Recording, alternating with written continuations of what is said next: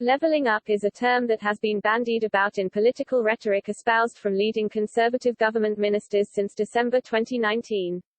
The phrase is a key strategy for the Tories, and on July 15 Prime Minister Boris Johnson pledged to make it central to his leadership agenda despite the tougher battle in this area in the wake of the coronavirus pandemic. But what does leveling up actually mean? Boris Johnson has vowed to take steps in his leveling up agenda. Speaking in Coventry on Thursday, the PM has promised the government will not make the rich parts of the UK poorer amid the levelling up programme. Mr. Johnson said plans to invest more in deprived areas and improve skills are not a jam-spreading exercise. He pledged to improve services and boost community pride in the wake of the pandemic, adding fuller plans will be laid out in the autumn. On Thursday, Mr. Johnson said the economy is slowly and cautiously picking itself up off the floor. He added the country needs to work double hard to overturn economic inequalities as it recovers from COVID. Mr. Johnson did, however, offer some optimism in the face of these challenges, saying the UK economy is poised to recover like a coiled spring. The PM added, "Come to us with your vision about how you will level up." What does levelling up mean? Levelling up was a key part of the Conservative Party's campaign in Hartlepool. The concept was raised in the Queen's speech in May when she revealed the government wanted to level up opportunities across all parts of the United Kingdom. A group of Tories formed a Levelling Up a task force aimed at calling for the government to analyse how tax and spending changes affect different areas. Previously, Mr. Johnson described the Levelling Up agenda as the central purpose of his premiership.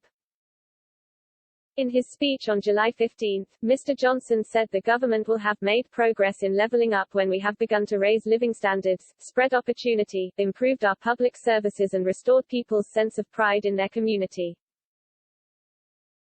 Mr. Jones added investing in deprived areas would relieve pressure on parts of the UK which are overheating.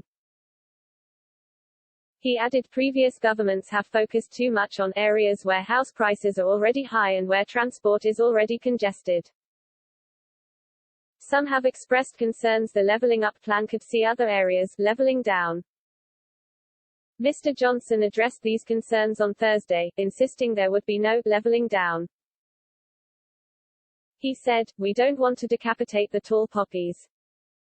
We don't think you can make the poor parts of the country richer by making the rich parts poorer." The PM added, "Levelling up is not a jam-spreading operation. It's not robbing Peter to pay Paul. It's not zero-sum. It's win-win." Mr. Johnson added, turbocharging London and the South East had helped to drive prices higher and force more and more people to move to the same expensive areas. He said this means Southerners face longer commutes and less time with their families. The PM said, "They worry at the same time that the younger generation won't be able to get a home and that their leafy suburb or village will be engulfed by a new housing development, but without the infrastructure to go with it." The speech comes after a devastating defeat for the party in the recent Chesham and Amersham by-election, which saw the Liberal Democrat candidate crowned the victor. However, his attempt to rally both the Red Wall and Blue Wall votes garnered a mixed response, with his adversary Dominic Cummings quickly slamming the message on Twitter.